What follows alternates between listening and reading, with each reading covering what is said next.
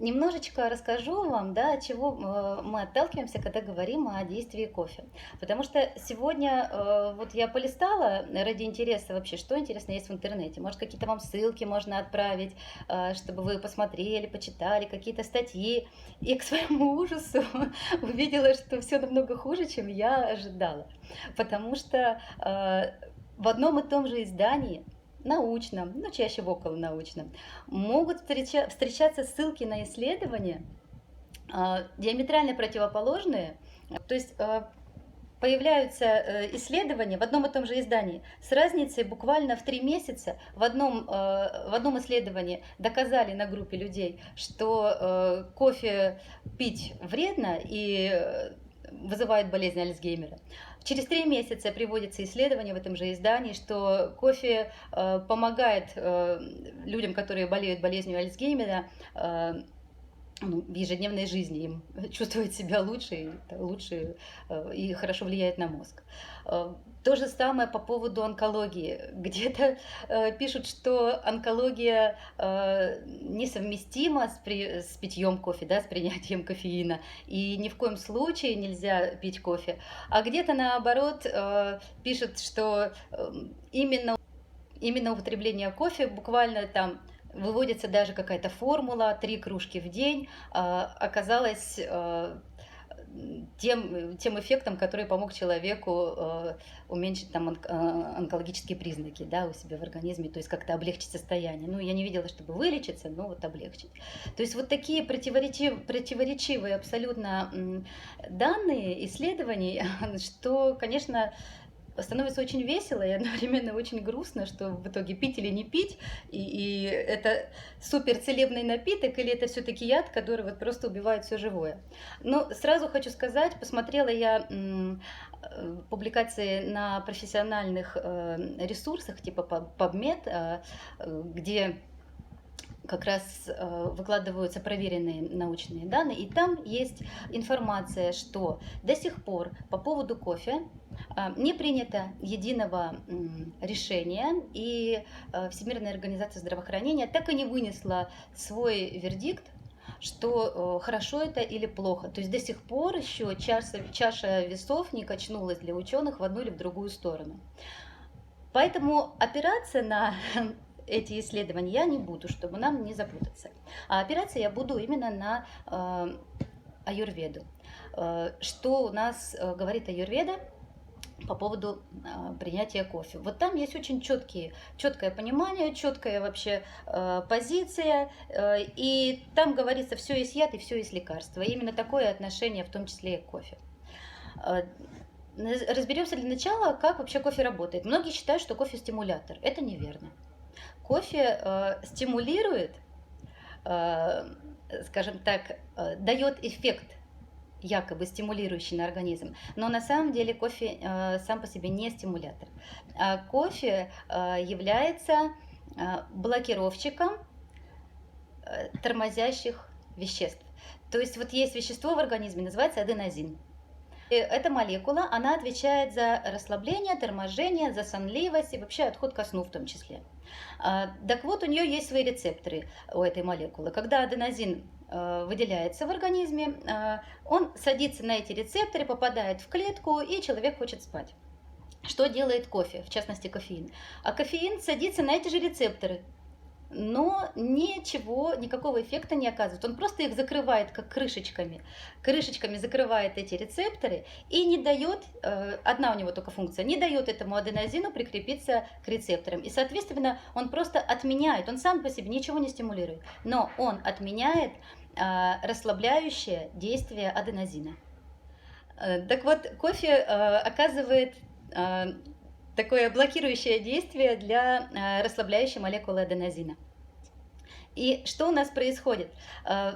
Крышечками кофеин рецепторы закрыл, аденозин продолжает выделяться в организме, а при этом сесть ему некуда. Нервная система, мозг, соответственно, думают, в чем дело.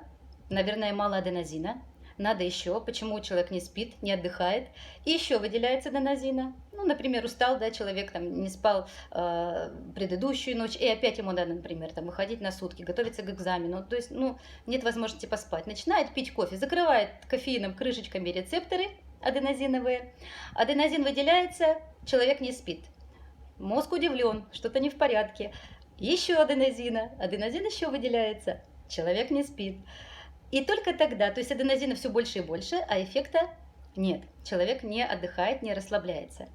Но через некоторое время крышечки в виде кофеина отваливаются от этих рецепторов. То есть пропадает кофеин, начинает вымываться и перестает закрывать рецепторы аденозина. И вот в этом случае аденозин радостно всей вот этой большой компанией садится на рецепторы, на свои рецепторы в клетках. И наступает волна сонливости, человека клонит в сон, и у всех это в разной степени, в разной концентрации, но по сути, чем человек более уставший, чем он более истощенный, чем его нервная система находится в более подавленном, скажем так, состоянии или перестимулированном, наоборот, состоянии. То есть, когда ему на самом деле необходим отдых и сон, и если в это время человек начинает пить кофе, то эффект сонливости и эффект вот такого потом релакса тем выше после того, как проходит действие кофе. И опять нужна следующая кружка, и опять он ставит крышечки на эти рецепторы, и опять аденозин не может сесть на эти рецепторы, и потом кофеин уходит с этих рецепторов, и опять начинается сильный сонливый эффект. Вот таким образом действует кофеин сам по себе. Причем эти рецепторы есть не только в мозге, но они есть и по всему телу. И вот в этом случае мы понимаем, что может наступать слабость и ослабление во всем теле после того, как вот отмена действия кофеина возникает. Это использоваться будет нами дальше, вот этот вот эффект. Но есть отличная новость. Дело в том, что вообще многие вещества так действуют, что накрывают собой как крышками рецепторы различные в наших клетках. И те вещества, которые на 100% закрывают все рецепторы, вот это наркотические вещества, например, тот же кокаин. А кофе так продумано в нашем организме, что кофеин закрывает только половину рецепторов аденозина. И то есть половина всегда остается свободной. Что это значит? А для нас это значит очень много. Это замечательная новость. Это говорит о том, что кофеманов, как наркоманов, скажем так, не бывает. То есть зависимости от кофе быть не может. И если вы хотите отказаться от кофе, то достаточно от 7, максимум 12 дней для того, чтобы организм перестал вырабатывать, как он привык, много вот этих расслабляющих молекул аденозина, и просто вернулся к своему нормальному уровню. То есть любой человек за неделю, максимум полторы, спокойно может отвыкнуть от стимулирующего действия кофе и продолжать жизнь без кофе, без каких-либо ломок, без всех негативных последствий, какие бывают, когда у человека зависимость наркотического плана есть. Поэтому это абсолютно точно, что кофе это не наркотик. И если человек кофеман, то и считает, что ему необходимо отказаться от кофе, то он может это сделать максимум за 1,5 недели. И все вернется. Да, у него может быть сонливость высокая это время, но все вернется через 1,5 недели к нормальному уровню, и ему уже не нужен будет кофе как стимулятор. То есть вот это очень важный момент. По поводу, значит, действия кофе много есть всего такого хорошего, что и сосуды расширяет, и мочегонный эффект оказывает, и камни определенного типа растворяет в почках. Не буду это все перечислять, перейду сразу к практической части, чтобы вас не утомлять. Так, и теперь я расскажу вам именно, что же говорит аюрведа. То есть механизм мы немножечко с вами посмотрели, и не будем в это дальше углубляться. Так вот, что аюрведа говорит? Она говорит о том, что есть у нас вообще 6 вкусов основных. Это вкус, значит, какие вкусы? Сладкий, кислый, соленый, горький, вяжущий и острый. И есть абсолютно точное понимание и знание из аюрведы, какой вкус как на человека влияет. Так вот, кофе берем сначала вариант без сахара и без молока. берем вариант чистого кофе, который имеет горький вкус. И вот этот вариант у нас очень хорошо, что он делает? Он очень хорошо оказывает мочегонный эффект хороший, горький вкус. Помогает растворять камни в почках определенной природы, но это можно так, лично потом, если будут вопросы, обсудить. Этот вкус стимулирует горький, без сахара и без молока. И очищает кровь и усиливает кровообращение. Помогает выводить токсины, стимулирует очищающее действие печени. И вот горький кофе можно пить людям, у которых конституция в аюрведе называется капха. То есть это люди, которые склонны к слизеобразованию, которые склонны к отекам. То есть если вы встаете с утра и есть отеки на лице или на щиколотках, если вы склонны к частым насморкам, простудам, кашель, если есть признаки эндометриоза, есть лишний вес, есть медлительность такая в характере, сонливость, то есть человек с замедленным метаболизмом, то в этом случае кофе ему необходимо пить только горький, без сахара и без молока. Эфир у нас короткий, поэтому я не буду углубляться все-таки почему, как и что. Кому будет интересно, можем потом поподробнее это обсудить. Вот. Я говорю уже такое резюме практическое, чтобы у вас максимум практики остался. Так вот, этим людям необходимо пить кофе без молока, без сахара. И желательное время приема кофе для них это с 6 до 10 утра. Это обязательно. Если человек любит кофе, то и вот все его характеристики присутствуют, вот эти, да, ленность, медлительность, лишний вес, отечность, все, что вот мы перечислили.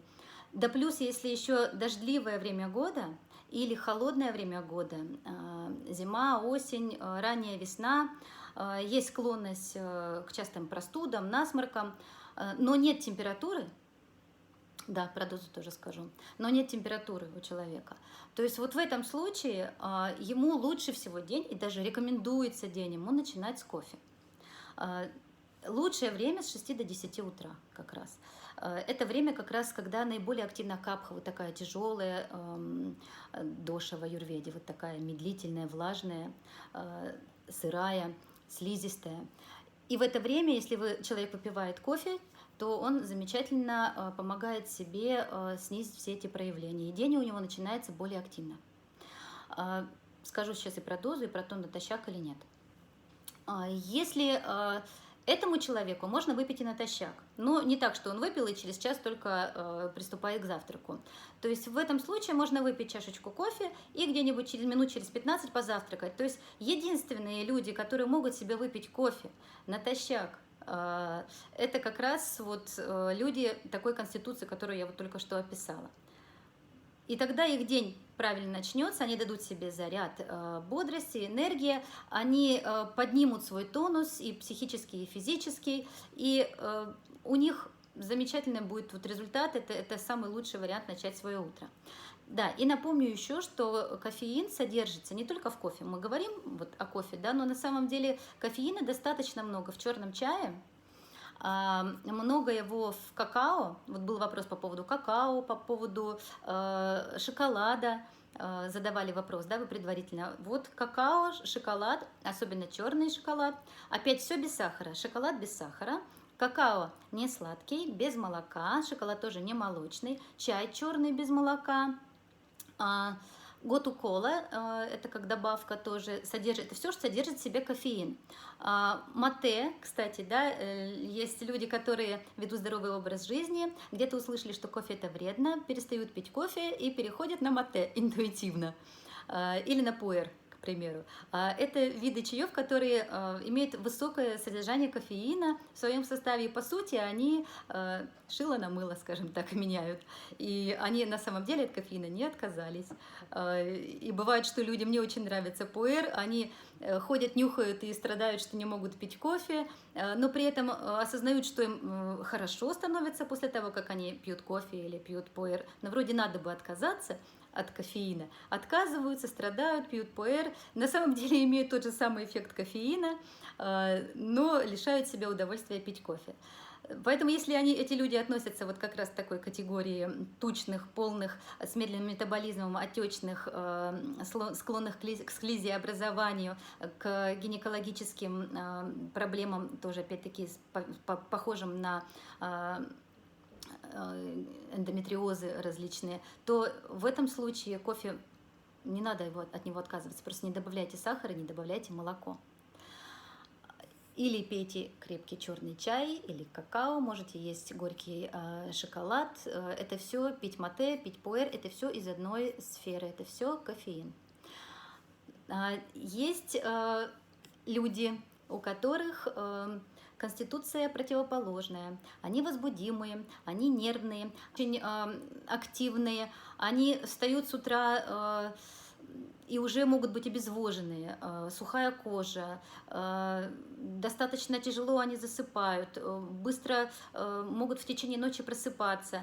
И, в принципе, такой очень у них излишне возбудимый характер, быстрый обмен веществ, и их легко вывести из себя, они остро на все реагируют. Это люди относятся к типу, в аюрведе этот конституциональный тип называется вата. И вот в этом случае это именно те люди, которым кофе лучше исключить, либо, если очень хочется, то можно, но есть варианты облегчения. Как сделать так, чтобы они получили удовольствие, но не получили негативный эффект перестимуляции нервной системы. Им нужно убрать этот горький вкус из кофе. Что можно сделать? Можно добавить сахар, причем вот опять прыгнем к современным ученым, спасибо им, они доказали, что на самом деле сахар и молоко не просто смягчают вкус и скрашивают горечь, а на самом деле вызывают химические преобразования кофеина и уменьшают его стимулирующее вот это вот действие по устранению расслабляющего действия аденозина. То есть на самом деле и сахар, и молоко при добавлении в кофе снижают его вот такую стимуляцию на нервную систему, стимулирующий эффект понижают. Поэтому не просто маскируют горький вкус, поэтому людям с возбудимой нервной системой, с быстрым метаболизмом нужно пить кофе с молоком, нужно пить кофе с сахаром, либо добавлять какие-то сиропы сладкие. Можно добавлять туда, чтобы смягчить, кардамон, очень хороший вариант. И, в принципе, брать кофе не темной обжарки. Дело в том, что обжарка тоже влияет на то, сколько кофеина будет в этих зернах. Поэтому желательно брать кофе не темной обжарки этим людям. Если первичным, медлительным можно брать кофе с темной обжаркой и заваривать его еще дополнительно в френч чашке, чтобы чем дольше будет контакт кофе с водой, тем больше будет выхода кофеина. И можно пить эспрессо. То есть вот все вот эти термоядерные варианты кофе — это для людей с медленным метаболизмом. Так вот, людям с высокой возбудимостью нервной системы, им как раз-таки лучше пить кофе из кофемашины, потому что там более предсказуемый результат. Выбирать зерна светлой обжарки, добавлять обязательно молоко и добавлять сахар. По поводу переваривания, да, отвечу на вопросы. Хорошие вопросы, прямо замечательные. Очень рада, что такие вопросы задаете. Вот. И еще хорошо добавлять кардамон им. И есть еще третий тип людей. Да, и кофе этим людям с молоком и с сахаром, светлой обжарки лучше всего пить после еды или во время еды. И вот это единственные люди, которым можно пить кофе со сладеньким. с финиками, или кто не боится глютена с пирожным. Это уже отдельная тема, да, с чем пить кофе и какое сладкое лучше, и кому хорошо есть, кому нет. Но вот со сладостями сладкий шоколад, сладкий какао с молоком, чай с молоком, вот это выбор для людей с возбудимой нервной системой, с быстрым метаболизмом, которые легко приходят в нервозное состояние и тяжело потом прийти в себя, вернуться. Либо есть еще вариант. Человек может быть в принципе спокойный достаточно, но вот у него жизненный период такой, что аврал на работе, ребенок заболел, ночи бессонные, где-то какие-то накопились проблемы, и у него нервная система на время становится очень возбудимой. Он становится очень активным, излишне нервным, все раздражает, гиперреакции на все. Значит, это время, если говорить именно о кофе, когда надо перейти с горького кофе на кофе с молоком и с сахаром. С горького шоколада надо себе перейти, можно позволить себе молочный шоколад или с меньшим содержанием какао-бобов. Можно перейти на чай, там тоже кофеин, но его меньше, чай с молоком. То есть понимаете логику, да? Я очень хочу, чтобы вы не просто выписали «это можно, это нельзя», а вдруг ситуация изменилась. Да, сегодня я спокойная, завтра спокойная, а послезавтра вот у меня вот так все сложилось, и я стала нервной. И продолжаю с утра, Юля же сказала, мне полезно по моему метаболизму, я продолжаю с утра вставать, начинать свой день с чашки крепкого, хорошо обжаренного кофе за 15 минут до еды, и что-то у меня начинает совсем, вот уже я подпрыгивать начинаю на этом фоне. То есть поймите суть. Все хорошо, нервная система расслаблена, даже излишне расслаблена. Кофе крепкий, кофе черный, без добавок, и можно натощак. Если метаболизм быстрый, если вас что-то нервирует, вы излишне возбудимы, значит кофе во время и после еды с молоком, кому можно, можно с сахаром, у кого нет лишнего веса, там и проблем, да, с усвоением сахара. Поняли логику? Так, теперь есть еще третий вариант людей. Люди конституции пита. Это люди, если кратко говорить, потому что сегодня эфир о кофе, а не об аюрведе, это люди очень возбудимые. Именно возбудимые, сразу уходящие в агрессию. То есть не просто они нервничают, да, или волнуются, а они уходят быстро в агрессию. Они они склонны к воспалительным заболеваниям. Или если в этот период жизни у вас есть воспалительные какие-то заболевания, какие-то воспаления в организме, в любой системе, в любом органе, вплоть до того, что частые, допустим, угревые высыпания на лице могут сопровождать, да, вот человека. Если есть вспыльчивость в характере, если человек очень такой вот, взрывной, то это третий вид конституции, называются эти люди пита типа. И вот в этом случае кофе им полезен, но его нужно со специями правильно готовить, потому что он горький вкус понижает как раз вот эту вспыльчивость питы, даже может помочь убрать воспалительные процессы в организме. Поэтому вот есть, кстати, данные, что кофе помогает при раке печени, потому что метаболизм весь кофеина происходит и других веществ из кофе происходит в печени, и, соответственно, печень получает достаточно большое количество противовоспалительных агентов. Так вот, этим людям кофе тоже полезен, но им желательно сбалансировать немножечко возбуждающее действие, погасить его немножечко. Чем можно его погасить? Можно добавить имбирь, в сухом виде насыпать в горячий кофе, или дольку имбиря уже в готовый напиток положить. Им можно добавить кардамон. Кардамон — это вообще идеальный просто партнер для кофе. Для всех людей, для любой конституции. Кофе с кардамоном — это идеальный вариант, потому что кардамон нейтрализует кислотность кофе, он нейтрализует вот это вот пиковое возбуждение, то есть делает мягче вот это вот возбуждающее действие кофе. И вот по сути у каждого, в аюрведе практически для каждого вещества есть так называемый антидот, то есть вещество, которое будет смягчать негативные эффекты. Так вот, кардамон запомните это для себя, что кардамон является таким партнером, антидотом кофе. И он убирает как раз все негативные последствия и изжогу, и излишнее возбуждение. Все устраняет, что нам мешает дальше жить после кружечки кофе. Причем иногда продается сразу готовый кофе уже с молотым кардамоном. А можно добавить отдельно. Можно коробочку кардамона положить семенами, можно молотый кардамон насыпать в горячий кофе. То есть вариантов много. Вплоть до того, что можно просто пожевать несколько зерен кардамона после того, как вы выпили кружечку кофе. Можно кофе нам добавить, что можно еще в кофе. Имбирь, я сказала, кардамон обязательно. И можно еще добавить корицу. Корица нужна тем, у кого есть застойные явления, вот первый тип людей. Нужно усилить кровообращение, мерзнут руки, ноги практически при любой температуре, даже летом. Вот в этом случае можно добавить корицу. При анемии также можно добавить корицу.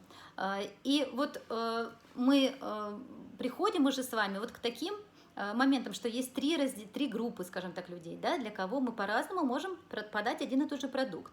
И вы теперь, я надеюсь, понимаете, что если человек с медленным метаболизмом выпьет кофе с молоком и с сахаром, то вот как раз вот здесь был вопрос, а как же вроде бы вредно пить, вот сейчас отмотаю, но кофе с молоком вроде плохо переваривается, нет? Вот на Фейсбуке вопрос сейчас. На пищеварение отрицательно не влияет?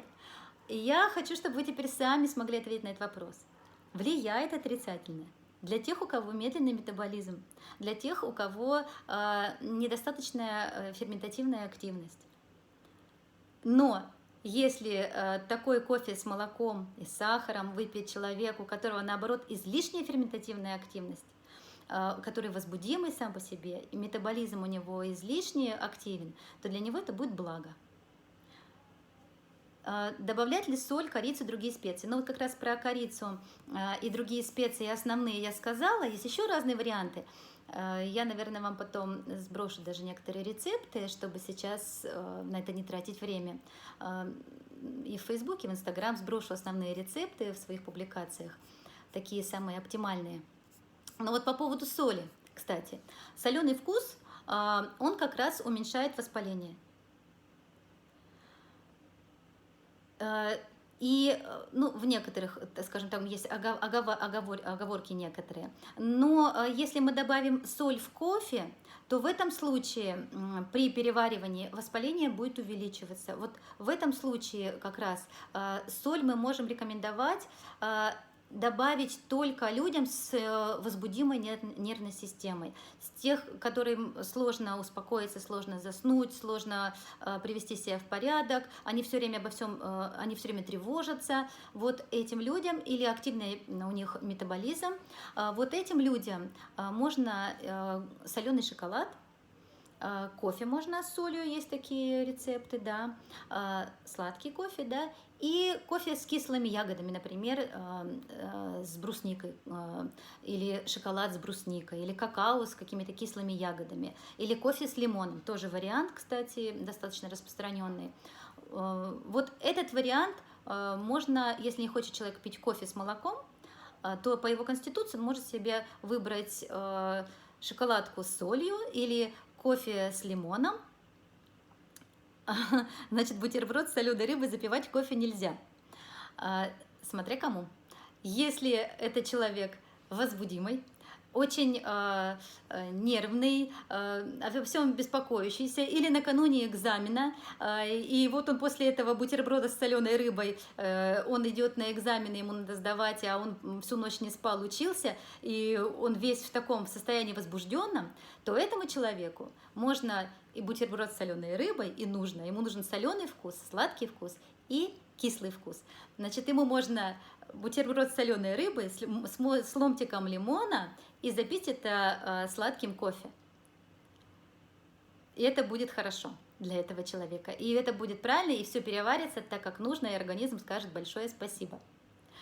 А если человек весь расслабленный, спокойный, он еле проснулся, поднял себя просто вот за волосы с кровати и пьет в это время сладкий кофе с бутербродом с соленой рыбой, с ломтиком лимона, все то же самое, то у него это будет перевариваться долго, плохо, нагрузка на печень дополнительная, тормозить будет еще больше, вместо ободряющего действия он почувствует как-то так еще большую сонливость, тяжесть, и вот в этом случае это не хороший вариант.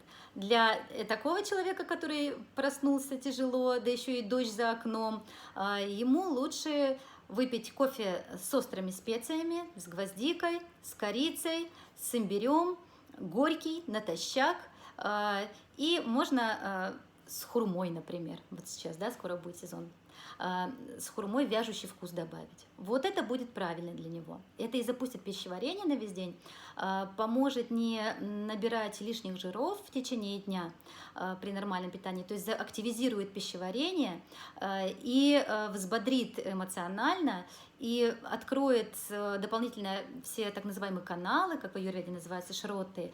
То есть вот это будет то, что нужно для него. То есть, понимаете, да, диаметральные противоположные рекомендации, но есть жесткая логика, то есть не так, что хорошо кофе пить или вредно кофе пить, нет единого мнения, есть ситуация индивидуальная, кому и как. Вот кофе с лимоном вкусно, да, да, вкусно, я тоже люблю и с лимоном. И с возрастом, кстати, ну вот сейчас, да, мне пятый десяток, 40 лет, и я перешла на горький кофе. Буквально еще года 4 назад я очень любила кофе с молоком. И это было хорошо для меня, но метаболизм начинает с возрастом замедляться, потому что у нас есть гормональные перестройки. И я почувствовала, поняла, что пришло время, когда нужно изменить свои вкусы для того, чтобы организму было хорошо. И перешла на горький кофе без молока, ну, без сахара давно уже пью, без молока. И действительно попробуйте разные варианты и отследите, как это будет на вас работать. Разницу вы почувствуете, потому что кофе очень активное вещество само по себе, кофеин. Так, теперь давайте, чтобы нам не затягивать с теоретической вот это вот, ну, хотя и практика пошла, но хочу поотвечать на ваши вопросы. Да, вот еще есть моменты по поводу того, выписала для вас файлик, вот сейчас открыла, где какие чаи, какие специи поподробнее, побольше выписала, можно использовать для разных людей, разных конституций, но я вам эту информацию тогда отдельной публикацией выложу, и вы придете в аккаунт на Фейсбуке или на Инстаграме ко мне и почитаете, и что-то себе сохраните, будете знать уже, чтобы сейчас не конспектировать. Так, теперь вопросы. Значит, был вопрос по поводу того, что хочу отказаться от кофе, он для меня вреден в первую очередь тем, что пью его только с сахаром. Ну, мы этот вопрос, я надеюсь, теперь осветили. И человек, который задал этот вопрос, понимает, что он может, в зависимости от своего состояния времени года, пить кофе, когда с сахаром, когда без сахара. В жару летнюю можно выпить и с сахаром, а в остальное время года это будет без сахара лучше, если человек склонен к лишнему весу. И совсем не надо отказываться. Отказываться можно только в одном случае, если есть индивидуальная непереносимость кофе, потому что на каждый продукт бывает индивидуальная непереносимость. Вот в этом случае бывает, что нужно отказываться. Все. Можно ли ей при высоком давлении и при наличии диабета пить кофе и чай, ну, она от них постаралась отказаться, но ей нужен стимулирующий эффект. И вот я ей порекомендовала сейчас все-таки кофе не вводить, а пить чай из имбиря, корицы с добавлением сока лимона. Его можно неограниченно пить ей в течение дня. Он будет ей помогать и преодолевать симптомы, которые есть у нее при диабете, и будет помогать ей получать стимулирующее действие. Вот. Ну, мы с ней работали достаточно давно вместе, и сейчас у нее в результате нашей работы есть замечательная малышка. Вот, вот такой вопрос. Хочется узнать, насколько вредно, ну, мы это обсудили, молотый давно кофе или цельные зерна, только-только перемолотые лучше пить? Ага, ну вот здесь тоже это сказывается на концентрации кофеина. То есть если, в первую очередь, смотрите на обжарку. Если обжарка более темная, значит, действие кофеина будет более выраженное. Если обжарка светлая, соответственно, кофеина будет меньше. Таким образом, для человека, как мы говорили, возбудимого, нервного, находящегося постоянно в стрессе, лучше выбрать кофе светлой обжарки, еще и добавить молоко или сахар, или просто принимать его, пить его во время еды или после еды. А человек медлительный, весь такой, да, отечный, или в зимнее время года, когда вы чувствуете в себе вот этот вот замедленный метаболизм, сонливость и депрессию, то можно выбрать кофе более темной обжарки и, соответственно, пить его можно и натощак. Вы поняли меня, да? Если кофе молот давно, то понятно, что его органолептические свойства ухудшаются. Поэтому, конечно, лучше предпочитать кофе свежеперемолотый, ну, по крайней мере, там, в течение недели, чтобы не больше недели в закрытой баночке он хранился. По поводу растворимого кофе, хорошо это или нет? Растворимый кофе бывает разный. Кратенько скажу о нем. Дело в том, что растворимый кофе получают и методом СО2 экстракции, и методом экстракции с помощью водяного пара, и всякими химическими растворителями. Так вот, если это кофе дорогой, качественный, вы точно знаете, что был метод или СО2 экстракции, или водяного пара, то в этом случае растворимый кофе может оказаться очень неплохим вариантом для людей, опять-таки, у которых возбудимая нервная система. Но надо понимать, что растворимый кофе, он часто повышает кислотность желудка больше, чем вареный кофе. Но опять-таки бывает и исключения. Поэтому, если вдруг вы чувствуете, например, изжогу от одного вида кофе, можно попробовать перейти на другой вариант, и вполне вероятно, что изжоги у вас не будет. Даже если вам по показаниям надо его пить без молока и без сахара, и вы пили один вид кофе, например, обжаренной, темной обжарки, у вас была изжога, когда вы его принимали натощак, и вы сказали, что, наверное, мне этот вариант не подходит. Нет, он может быть для вас хорош, просто перейдите на другой вид кофе, возьмите светлые обжарки, возьмите очень хороший растворимый, как ни странно, я могу его советовать. Но очень буквально пару фирм, которые есть, которые делают его правильным и хорошо. А остальные, конечно, это все никакого отношения к кофе не имеет, к сожалению.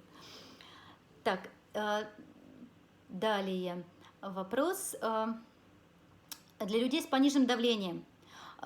Срываюсь иногда на кофе, стараюсь какао со специями и бобы какао употреблять. Ну вот я это вначале говорила об этом, что человек думает, что ему кофе вредно, и вообще кофе это яд, и вроде бы он на ПП, да, правильном питании, и ЗОЖ у него, и как же он будет кофе пить. И отказывается от кофе, но при этом пьет мате, при этом пьет пуэр, при этом пьет крепкий черный чай, ест шоколадки, пьет какао, то есть он получает кофеин просто из других источников. Вот это тот самый случай. Просто выберите правильный вариант кофе с правильными специями, с правильными добавками и не отказывайте себе в нем, и тем более, если есть пониженное давление. Кофе адаптоген помогает давление отрегулировать. Про шоколад и про чай я немножечко сказала, углубляться не буду. Были вопросы по поводу шоколада и чая. Немножко сказала, но эфир у нас про кофе. И про жидкости вообще тоже сейчас не буду освещать, потому что это все-таки отдельный эфир про жидкости. Вообще сколько пить, кому, когда и как. Так, теперь я смотрю вопросы, которые у нас здесь были во время эфира заданы. Отмотала. Так, вот такой вопрос. Не люблю кофе, особенно послевкусие во рту, да, пуэр, другое дело. И выгонять жидкость на ура. Действительно, кофеин, где бы он ни находился, где бы он ни содержался, он обязательно будет обладать мочегонным действием. Но если человек пьет регулярно какой-то напиток с кофеином или какао, например, то мочегонное действие потихонечку, организм адаптируется, и потихонечку оно снижается. Но если выпить, вот вы не пьете кофе регулярно, или выпили больше кружек, чем обычно, или выпили рано утром, хотя для вас это нетипично, или не пили пару дней и выпили кофе, и вот в этом случае будет мочегонный эффект выраженный и у пуэра, и у мате, и у кофе.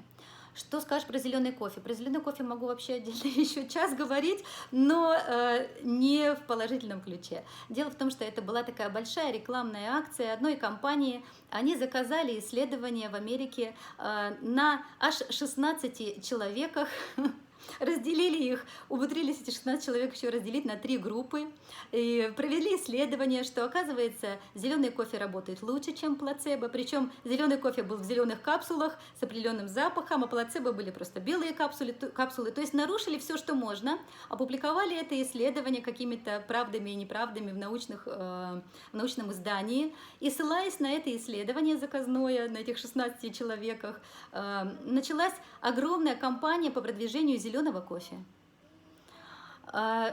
И в таком случае зеленый кофе я вам не советую на нем концентрироваться. Пейте обычный, нормальный, с правильной обжаркой, потому что теперь весь зеленый кофе, который стали запрещать в Америке, продают в других странах.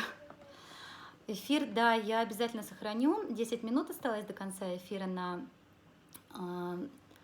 Нет, еще есть время, но я обязательно сохраню эфиры, и будет он выложен в Фейсбуке на моей странице, и сутки он будет доступен в Инстаграм. И по поводу вебинаров тоже сейчас расскажу, какие будут вебинары, что планируется. Еще пару вопросов и расскажу про вебинары. Значит, про кофе с молоком, с солью, с корицей, это все рассказала. Про перец в турке, да, замечательно. Вот, Светлана, вам, кстати, сейчас самый идеальный вариант: кофе с перцем, с солью, чуть сахар и с молоком в турке. Отлично. То, что нужно. И повышать лактацию, кстати. Возрастные ограничения. Нет никаких возрастных ограничений, ну, кроме нижней планки. Пока у ребенка идет пубертатный период, у него нервная система очень возбудимая. Соответственно, при возбудимой нервной системе, если кофе иногда и давать, а это также касается, заметьте, и шоколада, и какао. Часто детям какао там с 3-летнего возраста дают. То есть если детям и давать вот эти все напитки, которые я уже не раз перечисляла, в том числе и шоколад, да, то обязательно с молоком. Сладкие, детям нужен сахар, детям нужны углеводы, просто правильные углеводы. Нельзя лишать детей углеводов, как сейчас это принято и модно. Об этом отдельно можем поговорить, про питание детей. Разумное питание. И да, время заканчивается, вижу. Угу. Я сейчас повторно выйду в эфир, чтобы ответить на вопросы. Так вот, нижняя планка — это лет с 16, вот так вот. Девочкам пораньше можно, лет с 14 пить кофе и какао, вот это вот все эти напитки.